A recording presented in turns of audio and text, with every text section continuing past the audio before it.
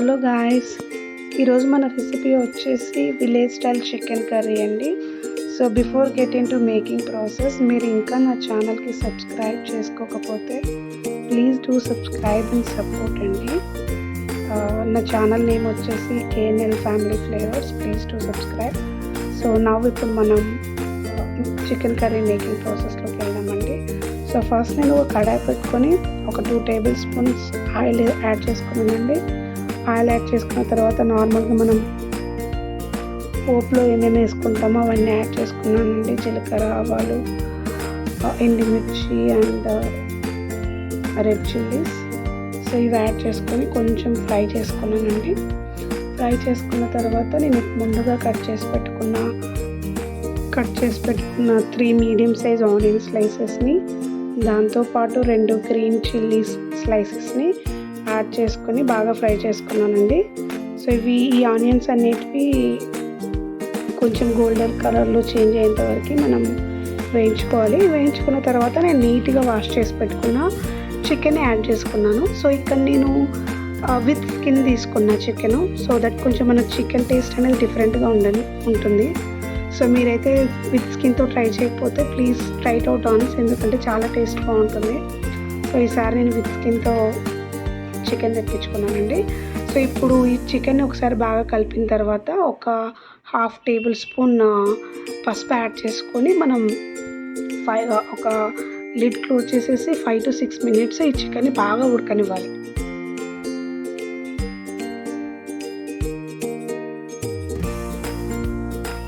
బాగా ఉడికితే మనకి ఆ చికెన్లో ఉండే నీసు వాసన అనేది పోతుంది. ఒకవేళ మీరు డైరెక్ట్గా అన్ని స్పైసెస్ ఒకేసారి యాడ్ చేశారంటే ఒక్కొక్కసారి నీసు స్మెల్ మనకు తెలుస్తుంది. సో అందుకోసం జస్ట్ అవాయిడ్ ఇట్. సో నేను 5 to 6 మినిట్స్ బాగా బాయిల్ చేసుకున్న తర్వాత ఇప్పుడు నేను కారం యాడ్ చేసుకుంటున్నానండి. సో కారం యాడ్ చేసుకున్న తర్వాత దాంతోపాటు ఒక బిగ్ సైజ్ టొమాటో యాడ్ చేసుకున్నాను. అలాగే టేస్ట్ తగ్గట్టు సాల్ట్ కూడా యాడ్ చేసేసుకున్నానండి. సో ఇప్పుడు ఇవన్నీ బాగా కలిపిన తర్వాత మనము మళ్ళీ ఒక 5 to 6 మినిట్స్ ఆ కారము, సాల్ట్ ఇవన్నీ బాగా చికెన్ పట్టేంత వరకు మళ్ళీ ఒకసారి ఉడికించుకోవాలి. సో ఇలా చూస్తే కారం స్మెల్ మొత్తం పోయిందండి. ఇప్పుడు నేను మీకు ఈ గ్రేవీకి ఎంత కావాలో ఆ క్వాంటిటీలో వాటర్ వేసుకుని, నేనైతే 1 బిగ్ గ్లాస్ వాటర్ వేసుకున్నాను. దాని తర్వాత కొంచెం సాల్ట్ ఇంకా సరిపోకపోతే టేస్ట్ చేసుకొని అడ్జస్ట్ చేసుకుంటున్నాను. మీరు కూడా అలాగే అడ్జస్ట్ చేసుకోండి. చూడండి. సో ఇప్పుడు బాగా ఉడికించుకున్న తర్వాత ఈ రేంజ్లో అంటే ఈ కన్సిస్టెన్సీకి వచ్చిన తర్వాత ఇక్కడ మీరు జింజర్ గార్లిక్ పేస్ట్ యాడ్ చేసుకోండి.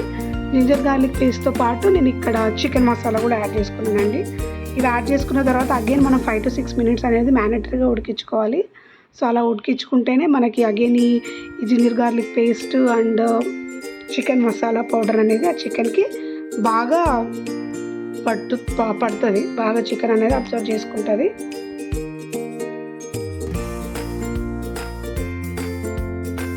సో బాగా ఇట్లా నీట్గా కలిపేసుకున్న తర్వాత లిడ్ క్లోజ్ చేసేసానండి. క్లోజ్ చేసుకున్న తర్వాత ఫైనల్గా ఇలా కొంచెం సైడ్లకు ఆయిల్ బయటకు వచ్చేటప్పుడు నేను కొంచెం కొత్తిమీర కూడా యాడ్ చేసేసుకున్నాను. కొత్తిమీర యాడ్ చేసుకున్న తర్వాత అగైన్ నేను మళ్ళీ 1 more minute లిడ్ క్లోజ్ చేసి మళ్ళీ ఆ కొత్తిమీర ఫ్లేవర్ కూడా చికెన్ పట్టేలాగా నేను మళ్ళీ ఒకసారి పెట్టేసుకున్నాను. సో ఇప్పుడు చూస్తే నేను ఫైనల్గా మనకి చికెన్ కర్రీ అనేది ఇలా రెడీ అయిపోయిందండి. సో చికెన్ అయితే సూపర్ అండ్ ఫంటాస్టిక్ టేస్ట్లో వచ్చింది. సో మీరు కూడా ట్రై చేసి నాకు చెప్పండి ఎలా ఉందో. సో మీకు ఈ వీడియో నచ్చినట్టయితే please do subscribe and support to KNL family flavours. Thank you.